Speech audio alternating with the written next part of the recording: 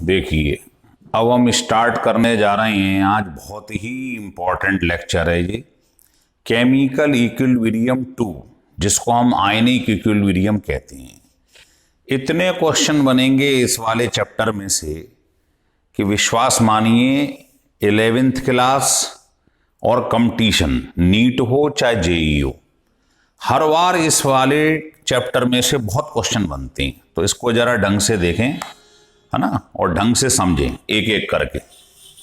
तो पहले तो हम आपको चीज जो पढ़ाने जा रहे हैं वो है जर्नल स्टडी। देखिए, जो एचाइन होता है और जो पीएच होता है, पीएच जो लिखा है इसको पावर ऑफ हाइड्रोजन बोलते हैं, पावर ऑफ हाइड्रोजन। इसको डिस्कवर करा था सोरेनसन ने, ये साइंटिस्ट का नाम है। पीएच क्या है अभी समझाएंगे। PH is a scale which measure the acidity और alkalinity of the reaction. PH से आप ये बता सकते हैं कि कौन आपको जो कंपाउंड दिया है वो एसिडिक है, बेसिक है, न्यूट्रल है। ये स्केल जो सब बातें बताता है वो कहलाता है पीएच स्केल, है ना। तो इधर देखिए, इन दोनों में रिलेशन ये होता है। तो आप क्या करिए, दोनों तरफ लॉग ले लीजिए, taking log on both side. जैसे ही दोनों तरफ लॉग लेंगे आप, इधर भी लॉग ले लिए और इधर भी लॉग ले लिए। तो लॉग की प्रॉपर्टी क्या है, जो पावर में होता है कहां आ जाता है, आगे, और log 10 पीछे रह गया। समझ में आ रहा है यहां तक? आप जानते हो इसकी वैल्यू क्या होती है, ये बेस और वैल्यू सेम हो जाए तो इसकी वैल्यू क्या होती है, 1। तो इसकी जगह 1 रख दिया और माइनस साइन उधर ले गए। ये आ गया पीएच में और एचाइन में रिलेशन। ये बहुत ही इंपॉर्टेंट रिलेशन है, ध्यान रखिए। देखो, आप ये बात जानते हो भाई, लॉग की प्रॉपर्टी है जो आगे लिखा रहता है वो कहां चला जाता है, पावर में, या पावर वाली चीज कहां आ जाती है, आगे। तो माइनस साइन को पावर में ले जाओ और इसको ऐसे लिख लीजिएगा, H इनवर्स को 1/H। तो बताइए एचाइन का पीएच से क्या रिलेशन है, इनवर्सली।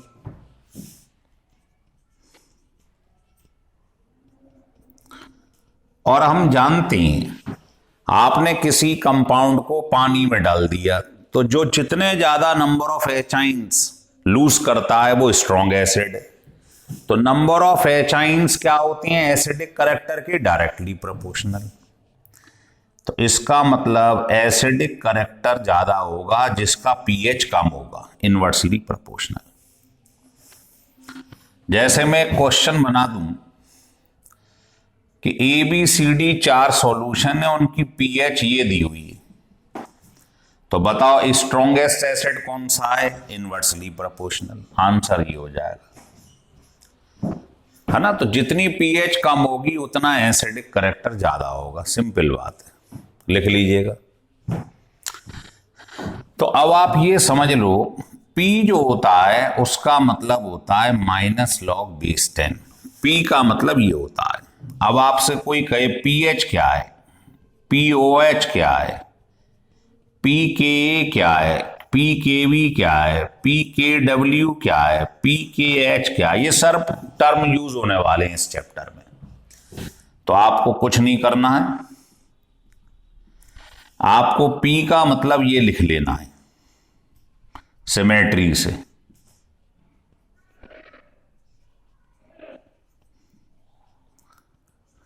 P का मतलब ये लिख लेना है। अब जो आगे लिखा है वो लिखते जाइए। इसमें क्या है, H, तो लिख लो। इसमें क्या है, OH। इसमें क्या है, K, तो K होता है dissociation constant for acid, Kb होता है डिसोसिएशन कांस्टेंट, बी मतलब बेस।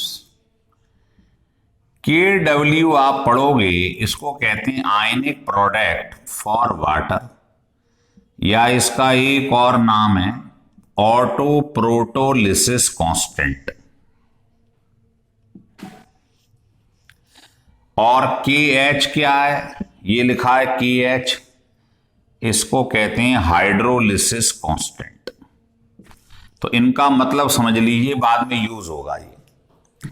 तो अब कोई पूछे पी के ए क्या है, तो आप कहेंगे पी का मतलब तो ये है, के का मतलब के, ये के भी है, ये KW है, ये KH है।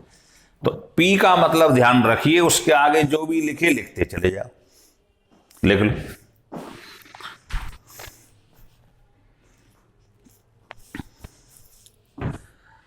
लिख लिया, चलिए अब देखिए आगे, है ना, इस चीज को समझिए।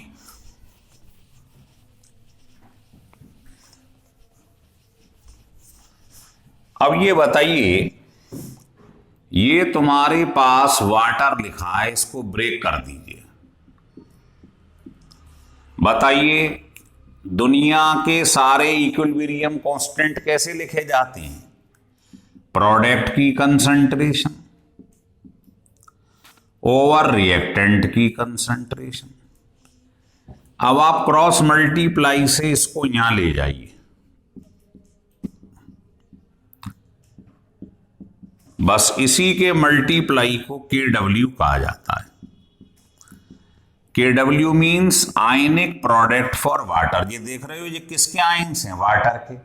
इनके आयंस का प्रोडक्ट जो है उसी को बोलते हैं आयनिक प्रोडक्ट। तो आपने डाटा से देखा कि इतने डिग्री सेंटीग्रेड पर इसकी वैल्यू इतनी होती है, डाटा से निकाला है, और 90 डिग्री सेंटीग्रेड पर इसकी वैल्यू इतनी होती है। तो बताइए टेम्परेचर बढ़ रहा है तो ये वैल्यू भी बढ़ रही है। तो ये क्वेश्चन IIT में पूछा गया था कि ऑटो प्रोटोलिसिस कांस्टेंट टेम्परेचर के डायरेक्टली प्रोपोर्शनल होता है, ट्रू एंड फॉल्स। तो इस वैल्यू को जो रूम टेम्परेचर पर है, ये वैल्यू, इसको यहां पुट कर दो, तो ये आपके पास एक रिलेशन आ गया। अब आप इसमें दोनों तरफ लॉग ले लीजिएगा, taking log on both side. Log की बहुत जरूरत पड़ती है, इसलिए मैंने आपके लिए लॉग और एंटी लॉग कैसे निकाला जाता है उसके लिए एक आपको वीडियो भेज दिया है ना। आप चले जाइएगा YouTube में विस्सर शॉर्टकट की के नाम से, और उसमें जैसे ही आप लॉग एंटी लॉग डालेंगे तो आपको सब समझ में आ जाएगा। तो बेटा दोनों तरफ लॉग ले लीजिएगा, तो ये इतना हो जाएगा और ये इतना हो जाएगा, दोनों तरफ लॉग ले लिया है। अब बताइए लॉग की प्रॉपर्टी है, पावर कहां आ जाती है? आगे। और लॉग 10 होता है 1। लॉग m इंटू n क्या होता है? Log m plus log n। ठीक है, इस माइनस साइन को उधर ले जाइए, माइनस साइन को। तो बताइए माइनस लॉग h क्या होता है? pH। और माइनस लॉग OH क्या होता है? अभी बताया था, POH। इक्वल टू क्या है? 14। ये बहुत ही इंपॉर्टेंट रिलेशन है, ध्यान रख लेना। तो इसका 2-3 लाइन का प्रूव है, ढंग से देख लीजिएगा। तो इसमें इंपॉर्टेंट क्या था? एक तो ये कि भाई इतने से इतना टेम्परेचर हुआ तो KW की वैल्यू इतनी हो गई, डाटा से निकाला गया है, तो मालूम पड़ा रहा ये भी बढ़ रहा है, ये भी बढ़ रहा है, डायरेक्टली प्रोपोर्शनल हो गए। और दूसरा, ये रिलेशन बहुत ही कीमती है। ठीक है, अब आपको बताने जा रहा हूं पीएच स्केल। पीएच स्केल में क्या होता है हमें मालूम पड़ जाता है कौन एसिड है, कौन बेस है और कौन न्यूट्रल है। अगर पीएच इसके बीच में आ रही है लेस देन 7 तो एसिडिक, अगर एग्जैक्ट 7 आ जाए तो न्यूट्रल, और अगर इससे आगे चली जाए तो कहलाता है बेसिक। तो इससे आप बहुत सारे क्वेश्चन सॉल्व कर सकते हैं। कैसे करेंगे वो अभी हम आपको बताएंगे, लिख लें।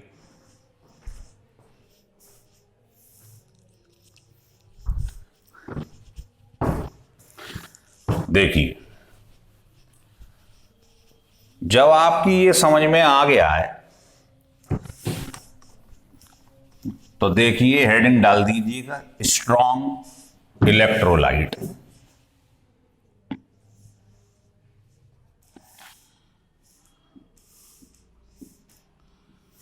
और ये लिखा है वीक इलेक्ट्रोलाइट।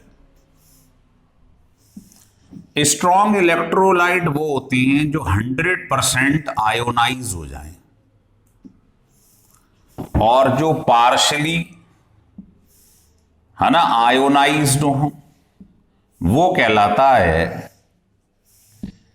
Week electrolyte. जैसे सारे organic acids are weak acid. जैसे कोई कहे हाइड्रोसाइनिक एसिड, इसमें कार्बन आ रहा है, फॉर्मिक एसिड कार्बन आ रहा है, तो ध्यान रखिए जिसके अंदर भी कार्बन आ जाएगा, ऑर्गेनिक मीन्स कार्बन आ जाए, वो सारे वीक एसिड होते हैं, है ना। तो पहला पॉइंट तो ये ध्यान रखिए। अच्छा, हम वीक की बात कर रहे हैं, सॉरी, इधर लिख देते हैं ये वीक इलेक्ट्रोलाइट, इधर स्ट्रॉन्ग लिख देता हूं। तो समझ में आ गया वीक एसिड कौन होते हैं। और वीक बेस में एक आध याद कर लीजिए, ये क्या है, वीक बेस है। अगर स्ट्रॉन्ग पे जाएं तो आपको मालूम ही है इनऑर्गेनिक एसिड जो होते हैं जिनमें कार्बन नहीं है, ये सब स्ट्रॉन्ग इलेक्ट्रोलाइट की तरह बिहेव करती हैं। ऐसी बेस में एल्कली मेटल के हाइड्रोक्साइड जो हैं ये क्या होते हैं, स्ट्रॉन्ग बेस, ये स्ट्रॉन्ग एसिड।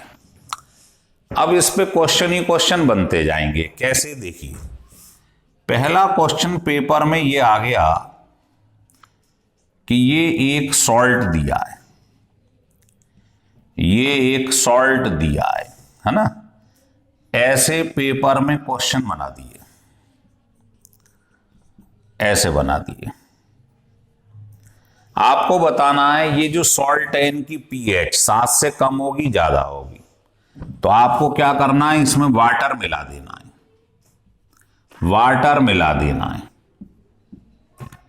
ऐसे वाटर मिला दीजिए। बताइए ये क्या है, एसिटिक एसिड क्या है, वीक एसिड, और NaOH क्या है, स्ट्रॉन्ग बेस। तो आप बताइए मोहल्ले में किसकी चलती है, जो स्ट्रॉन्ग है या वीक है, स्ट्रॉन्ग है। तो स्ट्रॉन्ग चीज क्या है इसमें, बेस, ये तो वीक है, तो सॉल्यूशन जो है वो बेसिक हो जाएगा, मतलब pH ग्रेटर देन 7 हो जाएगी। ऐसे ही इसमें देखो ये वीक है, ये भी वीक बेस है, ये भी वीक, ये भी वीक। अगर दोनों सेम हो जाएं, वीक वीक, स्ट्रॉन्ग स्ट्रॉन्ग, ये देखो स्ट्रॉन्ग स्ट्रॉन्ग, तो समझ लेना सॉल्यूशन न्यूट्रल है, इसकी pH 7 के इक्वल हो जाएगी, न्यूट्रल है। ये कैसा है, वीक बेस, स्ट्रॉन्ग एसिड, तो जो स्ट्रॉन्ग है नेचर वैसा ही हो जाएगा, तो इसका नेचर एसिडिक हो जाएगा, लेस देन 7। इसमें वाटर मिलाइए, ये क्या है, स्ट्रॉन्ग बेस, वीक एसिड है, तो स्ट्रॉन्ग कौन है, बेस, तो बेसिक सॉल्यूशन है, 7 से ज्यादा हो जाएगी pH। तो एक क्वेश्चन तो ऐसा बनता है थ्योरी वाला है ना, एसिडिक है, बेसिक है, पीएच पूछ ली उसने, लिख लीजिएगा।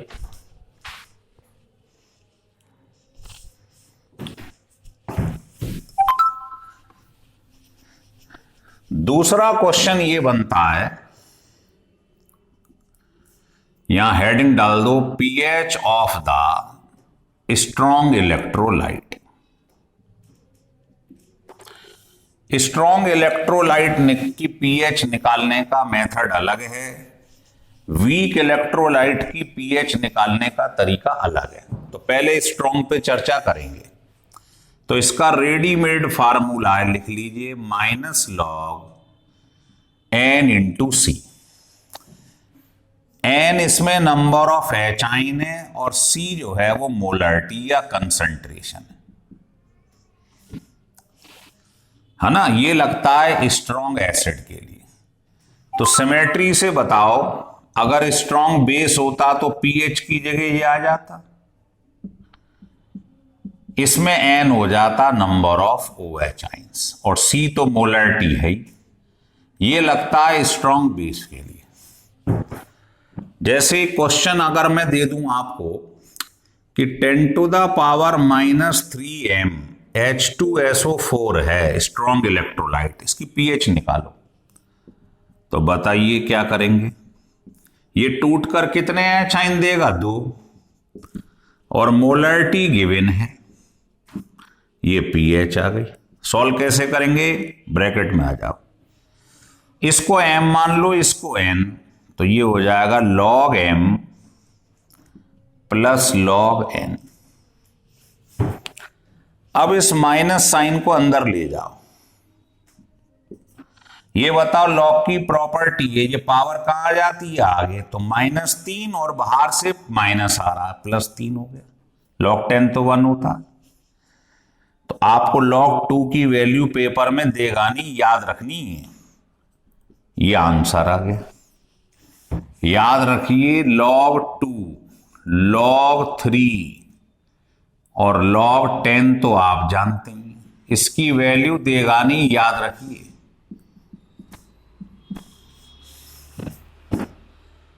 ऐसे ही पेपर में क्वेश्चन आ गया कि इतने m NaOH की पीएच निकालिएगा।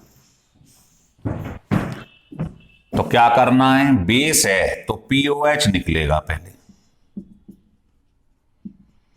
बताओ, ये ब्रेक होगा तो कितने OH रिलीज करेगा? 1। तो N की जगह नंबर ऑफ OH आइंस और मोलरिटी गिवन है। लॉग की प्रॉपर्टी ये पावर आगे आ जाती है, माइनस है, -4 आगे से आ गई, ये हो गया। तो ये POH आया है, निकालना क्या है? pH। तो आपको बताया था ये रिलेशन, यहां रख दो 4, तो आपका आंसर 10 आ जाएगा। और आना भी चाहिए भाई, बेस है तो 7 से ग्रेटर आना चाहिए।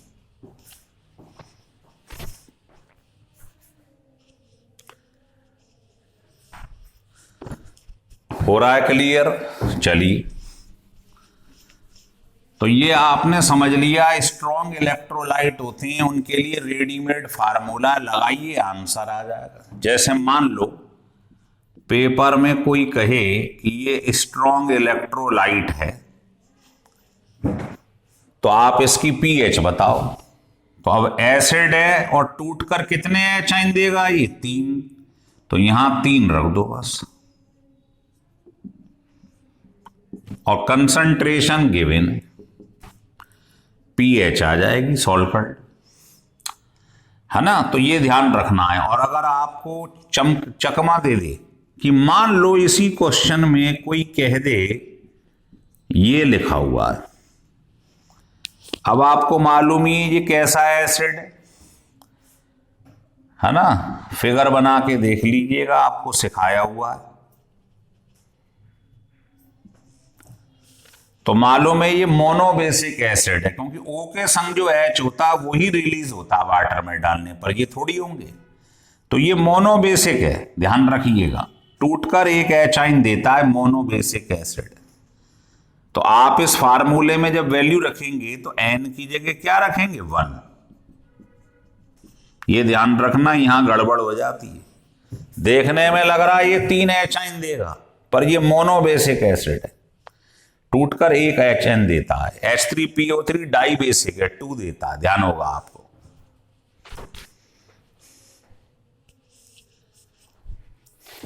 चलिए, अब आपको थोड़े से खतरनाक सवाल से आपकी मुलाकात करवा देती है। स्ट्रॉन्ग इलेक्ट्रोलाइट में ही क्वेश्चन आता है कि फाइंड द पीएच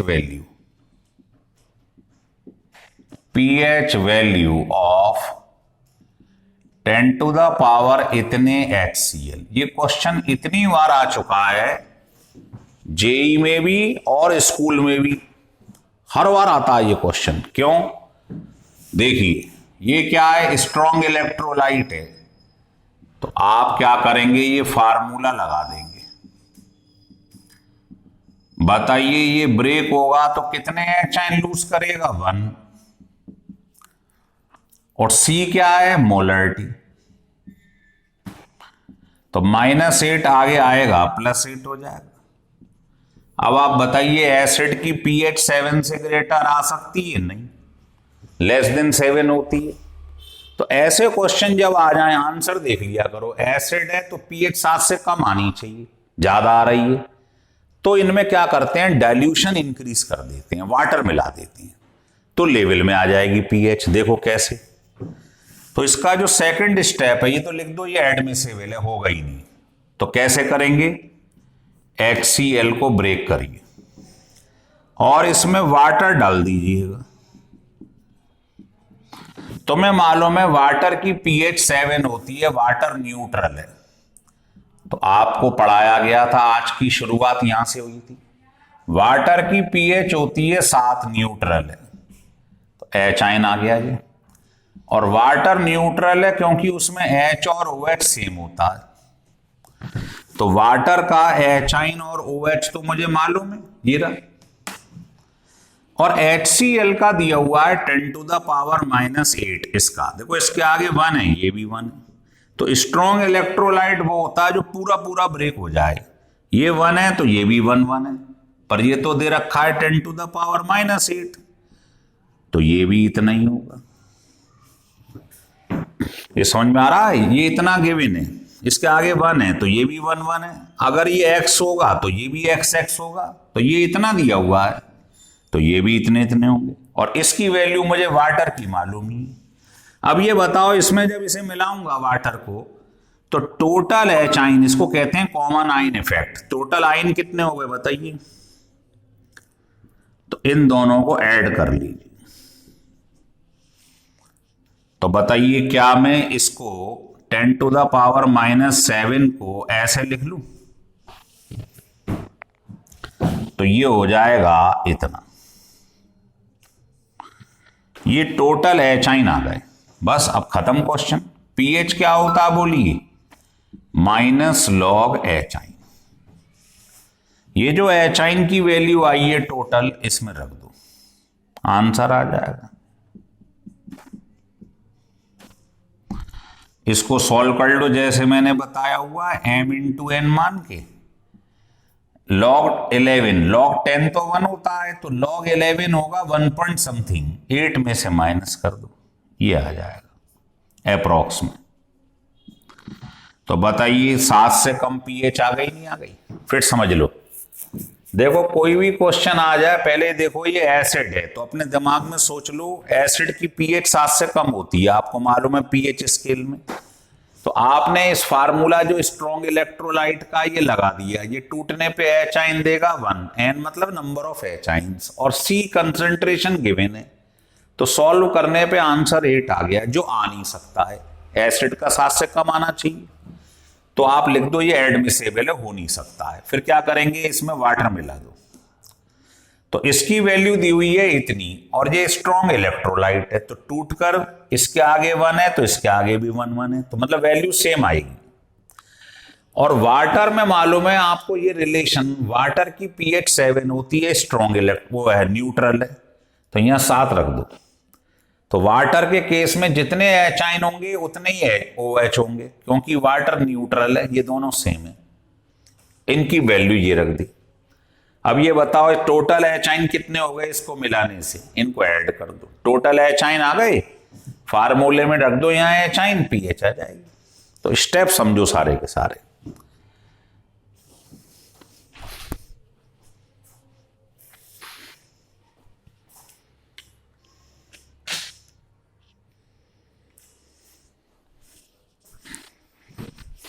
अब ऐसे ही एक क्वेश्चन आप करो। मान लो ये क्वेश्चन ये नहीं है, इसी क्वेश्चन में एक छोटा सा अमेंडमेंट किया गया है, ये लिखा हुआ है। मान लो ये लिखा है इसकी पीएच निकालो, तो कर लो। तो बताइए पहला स्टेप क्या होता है, ये स्ट्रॉन्ग बेस है तो इसका रेडीमेड फार्मूला आपको बता रखा है ये वाला।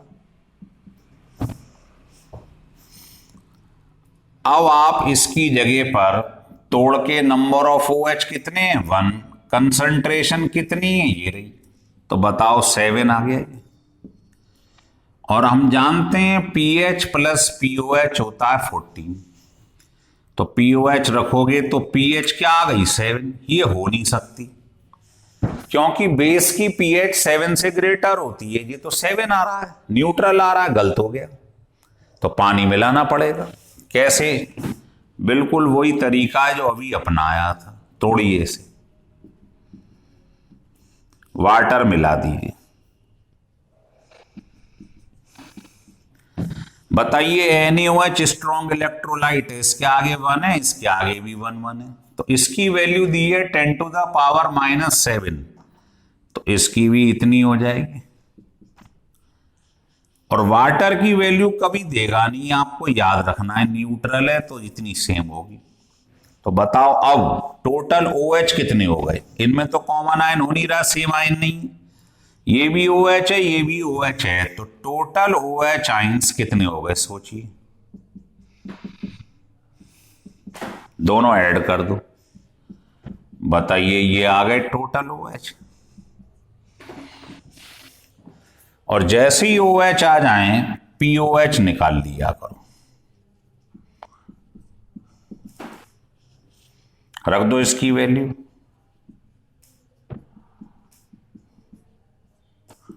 वही M × N करके ये आ जाए।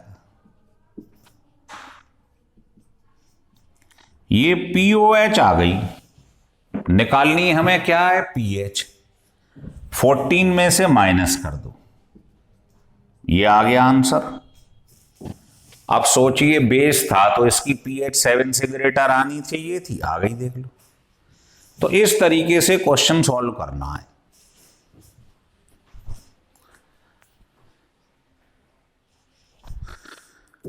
अब मैं आपको इसमें एक शॉर्टकट की बता रहा हूं, जरा देखें ढंग से। शॉर्टकट की ये है कि अगर मान लो पेपर में इस टाइप का कोई क्वेश्चन आ जाए और आप ऑब्जेक्टिव सवाल कर रहे हैं, तो अगर आप वहां पर ट्रिक नहीं लगाओगे तो इस सवाल में समस्या आ जाएगी, बहुत समय लगेगा।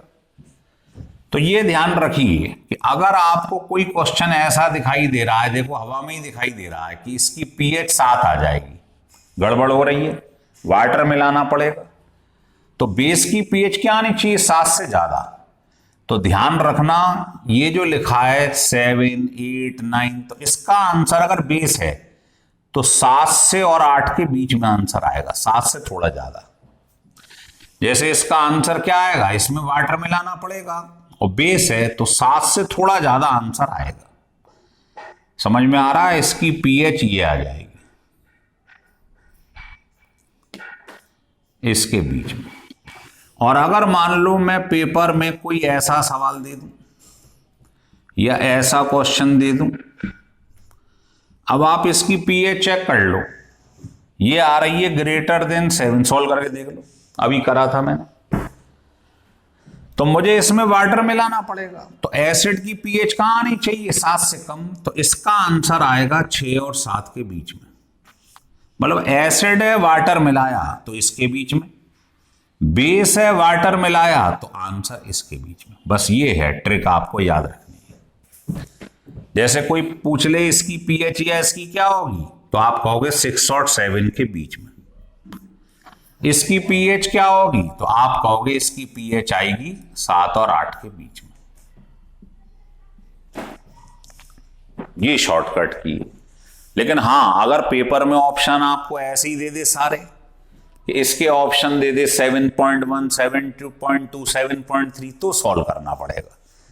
अगर कोई पूछे आपसे इसकी पीएच क्या होगी और ऑप्शन दे दे ये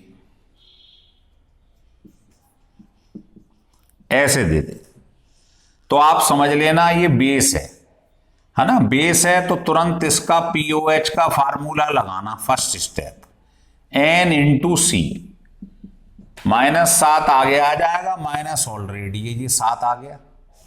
पीओएच 7 है तो 14 में से माइनस कर दो, पीएच भी 7 है। तो क्या इसकी पीएच 7 हो सकती है? नहीं, वो तो न्यूट्रल की होती है। ये बेस है, ग्रेटर देन 7 होनी चाहिए। तो ऐसे क्वेश्चनों में वाटर मिलाना पड़ता है, तब आपके दिमाग में तुरंत फंड आ जाएगा। बेस है और वाटर मिलाया है तो 7 और 8 के बीच में आंसर आ जाएगा। ये आंसर हो गया। और अगर इसी में एसिड होता यहां पर और वाटर मिलाना पड़ता तो आंसर 6 और 7 के बीच में आ जाता। तो ये हमें ध्यान रखना है, ये शॉर्टकट की है ऑब्जेक्टिव क्वेश्चन के लिए।